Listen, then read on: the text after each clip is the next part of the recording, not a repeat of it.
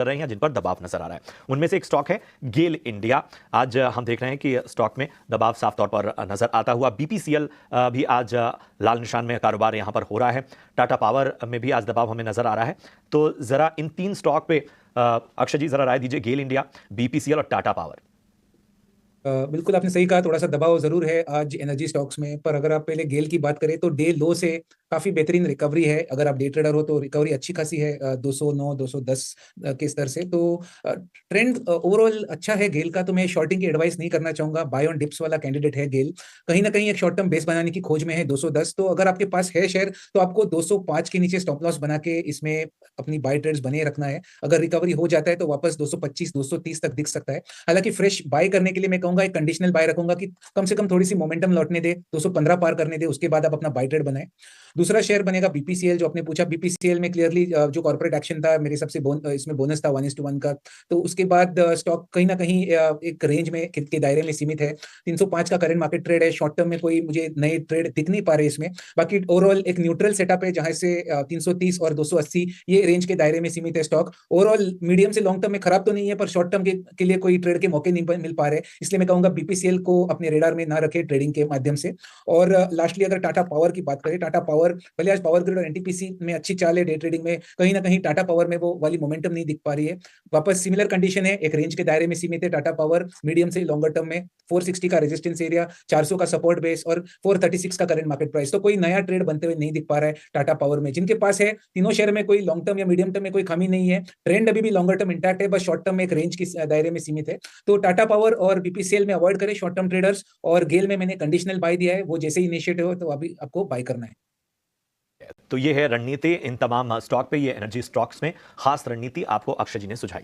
चलिए बढ़ते हैं आगे, और फर्टिलाइजर सेक्टर पर भी एक चर्चा बनती है, क्योंकि जिस तरह से जीएसटी में किसी तरह की राहत न मिलने के बाद हम फर्टिलाइजर शेयरों में मुनाफा वसूली का इस वक्त मोमेंटम देख रहे हैं। आप देखिए, फैक्ट हो, नेशनल फर्टिलाइजर हो, आरसीएफ हो, मद्रास फर्टिलाइजर, जीएसएफसी, ये सभी स्टॉक इस वक्त अच्छे खासे दबाव से गुजरते हुए नजर आ रहे हैं।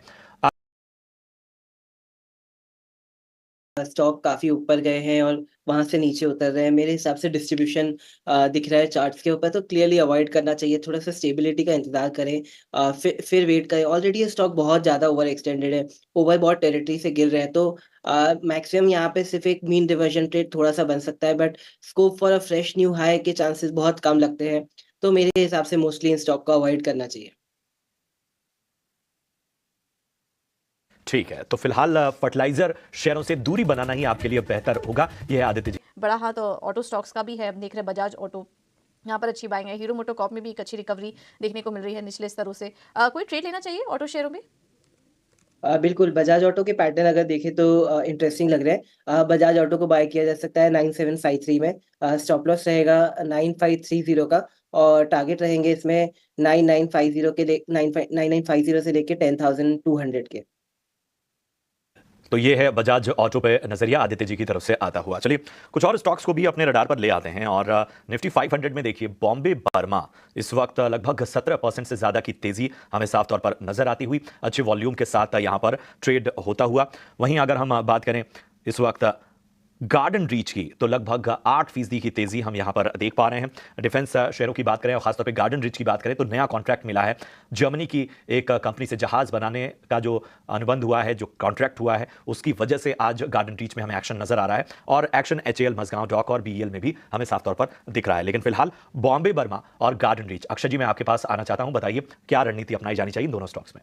जी, तो बॉम्बे बर्मा की बात करें तो 17% तो बहुत ही बढ़िया रिटर्न रहा है डे ट्रेडिंग में। तो मैं कहूंगा अगर आप प्राइस पैटर्न देखें तो आज एक ब्रेकआउट हुआ था स्टॉक में। 1800 का स्तर था जहां से ये ब्रेकआउट देखने को मिला था, और चांसेस बहुत ज्यादा दिख रहा है कि ये इसका ऑल टाइम हाई जो 2018 में दिखे थे हमको करीबन 2100 के आसपास, तो ये लेवल टेस्ट होने के बहुत ज्यादा संकेत दिख रहे हैं। मोमेंटम ड्रिवन स्टॉक है, तो शायद अगर आप बीटीएसटी करना चाहते हैं तो ही आप बाय करें, क्योंकि 17% चलने के बाद बीटीएसटी पॉसिबल है जहां पे आपको शायद कल ओपनिंग गेन में दिख जाए। जिनके पास है शेयर ऑलरेडी तो उनको हमको अभी 1800 पे अपना स्टॉप लॉस ट्रेल करना है, 2100 दिख जाए तभी अपने को मुनाफा इसमें बांध लेना है। तो 2100 तक आप बने रहे बॉम्बे बर्मा में। रही बात गार्डन रीच की, तो कंपैरेटिवली बॉम्बे बर्मा और गार्डन रीच में कंपेयर करूं तो गार्डन रीच बेटर रहेगा अगर आप इसे होल्ड कर सकते हैं, क्योंकि यहाँ पे जो है स्टॉक तेजी का ही है, इसमें एक पैटर्न पर धीमी गति से ये ऊपर जा रहा है, तो बाइंग की अपॉर्चुनिटीज हम अपने को यहाँ पे मिल रहा है। 1770 का करंट मार्केट प्राइस है, 1650 का एक बेसिंग शॉर्ट टर्म पैटर्न दिख रहा है और 2000 जाने की तैयारी कर रहा है। तो गार्डन रीच पे आप करंट मार्केट पे बाय कर सकते हैं, 7 से 8 ट्रेडिंग सेशन होल्ड करने की क्षमता रखे, 2000 पहला टारगेट, 2100 सेकंड टारगेट, तो बाय करे दोनों। गार्डन रीच थोड़ा बाय एंड होल्ड रहेगा और Bombay Burma more of BTST या मोमेंटम चेजिंग कैंडिडेट रहेगा। ठीक है। अक्षय जी, दो और स्टॉक पे जरा राय दीजिए। पहला बात करेंगे हम MRPL की। आज हम देख रहे हैं कि लगभग 6% की तेजी यहाँ लगभग नजर आ रही है। दूसरे स्टॉक की बात करें तो वोल्टास पे भी जरा एक फ्रेश व्यू दीजिए। ये दोनों स्टॉक कैसे लग रहे हैं आपको? जी, MRPL का मैं अभी वीकली चार्ट्स देख रहा हूं तो एक क्लैरिटी आ रही है कि 200 का जो स्तर है बहुत ही एक अच्छा खासा बेस स्टॉक में बनता हुआ दिख रहा है और ये पैटर्न काफी एविडेंट है। अगर आप 3 से 4 महीने की अवधि से ये चार्ट को देखें तो 200 का एक बेस बन चुका है। आज स्ट्रॉन्ग मोमेंटम पिकअप है स्टॉक में, तो एक बहुत ही पॉजिटिव संकेत है कि स्टॉक 260 260 जो करीबन 2-3 महीने पहले हमें ये लेवल दिखे थे उसकी तरफ जाने की कोशिश में है। 260 आपका टारगेट एरिया बनेगा। जिनके पास है उनको होल्ड करना है फॉर टारगेट ऑफ 260। जिन्हें खरीदना है वो भी अभी खरीद सकते हैं करंट रेट में। 200 के नीचे आपका स्टॉप लॉस और 260 टारगेट बाय करने की रणनीति बनाई है MRPL में। दूसरा है वोल्टास।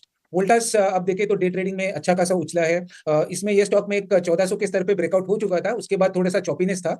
आज काफी अच्छा मोमेंटम है इसमें, तो किसी को निवेश करना है, मीडियम टर्म व्यू है जहां पे आप इसमें 1 से 1.5 महीने का टाइम फ्रेम होराइजन से आप होल्ड करने की क्षमता रखे, तो 1700 से 1730 ये दो टारगेट एरिया वोल्टास में बनते हुए दिख रहे हैं। करंट रेट पे भी आप बाय कर सकते हैं। अगर आपके पास शेयर है तो 1450 ये एक सपोर्ट बेस बन चुका है स्टॉक में, तो बाय करें या 1450 के स्टॉप लॉस से बने रहिए।